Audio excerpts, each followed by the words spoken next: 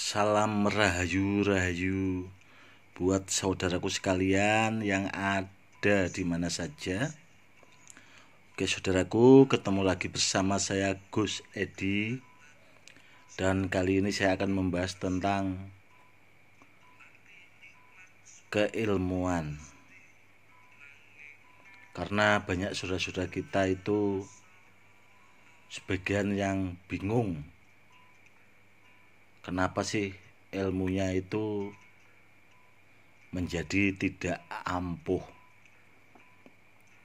Dan kali ini saya akan memberikan edukasi supaya ilmu yang pernah dipelajari bisa berfungsi lagi dan bisa digunakan menurut dulunya yang pernah dipelajari ya saudaraku. Begini saudaraku, bila di antara ada saudaraku yang ada di mana saja dulu pernah belajar sebuah keilmuan, entah itu ilmu hikmah, entah itu ilmu kejawen tentang kanuragan, tentang ilmu yang bisa digunakan jarak jauh atau jenis ilmu pelet. Banyak di antara saudara kita itu bingung juga karena kenapa sih dulu ilmu yang pernah saya pelajari itu sangat mujarab Gus dan sangat manjur bahasanya. Itu banyak WA yang masuk saudaraku. Makanya kali ini saya akan memberikan tentang edukasi tentang keilmuan yang dulunya sangat dahsyat. Dengan berjalannya waktu atau lambat laun ilmunya itu bahasanya seperti tumpul lah, tidak sehebat dulu. Begini ya saudaraku, bila kita belajar tentang keilmuan itu untuk mengasah ilmu al-hikmah itu dengan cara zikir saudaraku, atau wirid. Dengan cara zikir atau wirid. Kalau ilmunya itu bahasanya tumpul, kurang dahsyat, kalau kepengen ilmunya itu mujarab atau lebih manjur, itu yang harus dilakukan dizikirkan saudaraku atau diwiridkan. Lah cara zikirnya itu harus berapa banyak Gus? Semakin banyak akan semakin bagus saudaraku. Kalau ilmu hikmah, zikirnya semakin banyak akan semakin bagus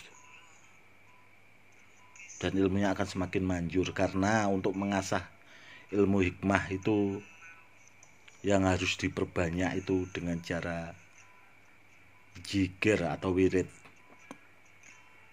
Kalau zikir itu jangan tanggung-tanggung saudaraku, minimal 1000.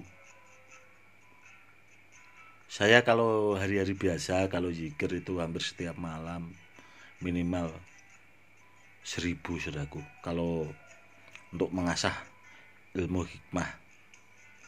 Kalau sedang diperlukan atau dibutuhkan ilmunya, itu sebelum saya gunakan ilmunya saya zikir itu sampai 10.000. Kalau doanya banyak kan panjang, kan lama Gus. Ya seperti itu saudaraku, karena mungkin doanya panjang atau itu tadi. Tapi intinya kan saudaraku kepengen ilmunya mustajab apa enggak, kan seperti itu.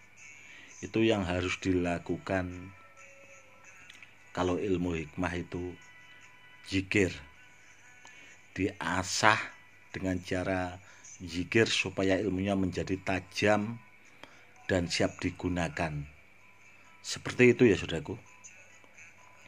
Kalau ilmu sumbernya dari kejawen atau ilmu Jawa, itu yang harus dilakukan puasa saudaraku. Contohnya dulu seandainya saudaraku belajar ilmu Jawa itu kan puasanya 3 hari atau 7 hari atau 40 hari. Yang harus dilakukan harus puasa seperti yang pernah dilakukan waktu pertama kali kita menjalankan ilmu itu saudaraku. Seperti itu ya saudaraku. Dan bila kita menggunakan ilmu yang sifatnya bisa digunakan jarak jauh, itu yang harus kita pahami saudaraku. Kita harus konsentrasi. Contohnya ilmu seperti peluru atau bahasanya peluru lah, yang bisa digunakan untuk jarak jauh, itu yang harus digunakan, yang harus dilakukan atau supaya keinginan kita itu mustajab, itu yang perlu kita lakukan saudaraku, itu konsentrasi. Setelah ilmunya itu kita zikirkan semampu kita, itu konsentrasi saudaraku, baru ilmu kita luncurkan agar menuju sasaran itu dengan tepat. Seperti itu saudaraku, supaya ilmu kita itu menuju sasaran dengan tepat.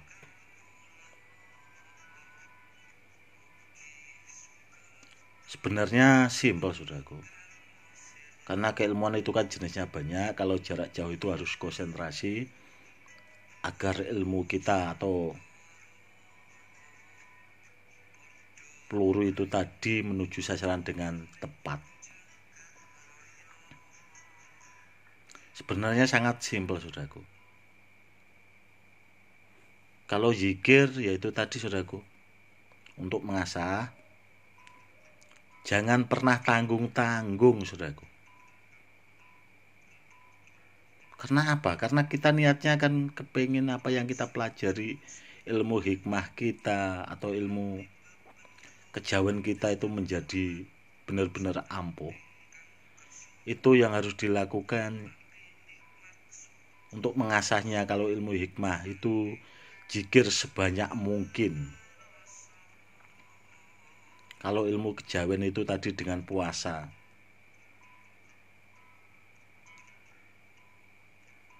Kalau orangnya males puasa, males zikir, ya ilmunya akan menjadi tumpul saudaraku. Bahasanya seperti itu. Dan saya juga, bila orangnya itu malas untuk zikir atau malas puasa, itu saya pernah juga saudaraku bikin minyak pengaktif ilmu. Itu bikin minyaknya, bikin untuk merituali, bikin minyaknya untuk merituali itu supaya ilmu yang kita pelajari dulunya tumpul untuk menjadi tajam lagi. Itu zikirnya saudaraku yang lama sekali. Bikin minyak pengaktif ilmu itu sangat ribet, susah. Zikirnya yang sangat kuat. Di samping itu kita juga harus puasa. Itu ada ilmu khusus untuk membuat minyak pengaktif ilmu.